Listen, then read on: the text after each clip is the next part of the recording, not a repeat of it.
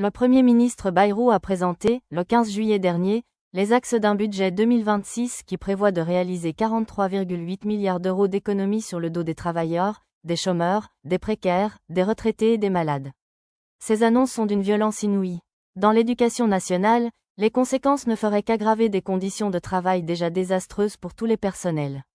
Plus généralement, pour les fonctionnaires et agents publics, le ministre Bayrou a annoncé le gel des salaires et du point d'indice pour la 3e année consécutive, l'absence de mesures catégorielles, la suppression de 3000 postes dès l'année prochaine et le non-remplacement d'un fonctionnaire sur 3 partant en retraite à partir de 2027, ce qui signifierait la dégradation des conditions de travail pour les agents de la fonction publique et la fermeture en masse de services publics.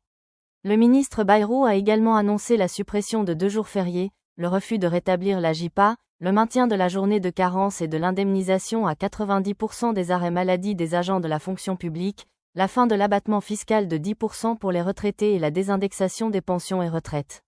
C'est une véritable cascade de mesures qui s'attaquerait à la sécurité sociale de 1945 fondée sur la solidarité ouvrière.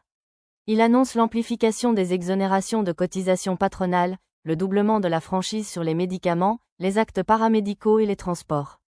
Il s'attaque aux patients en affection de longue durée, veut réduire encore le nombre d'arrêts maladie, lancer de nouvelles contre-réformes de l'assurance chômage et bien sûr, geler des prestations sociales. Dans cette situation, se rassembler dans l'unité et combattre sur les revendications est une nécessité.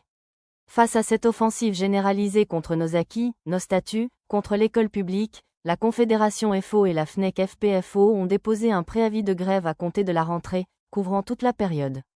Pour le SNUDI FO 13, quel que soit le Premier ministre en place après le 8 septembre, quel que soit le gouvernement qui voudrait s'attaquer à nos acquis, toutes les revendications doivent être satisfaites et le projet Macron-Bayrou retiré.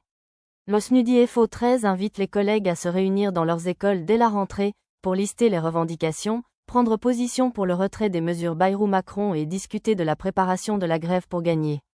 Le SNUDI FO 13 soutiendra toutes les mobilisations. Abonnez-vous à cette chaîne et activez la cloche pour suivre toute notre actualité. Mais surtout, syndiquez-vous massivement au SNUDI FO 13. Sans syndiquer, pas de syndicat, sans syndicat, pas de droit. À bientôt pour un prochain Flash Info.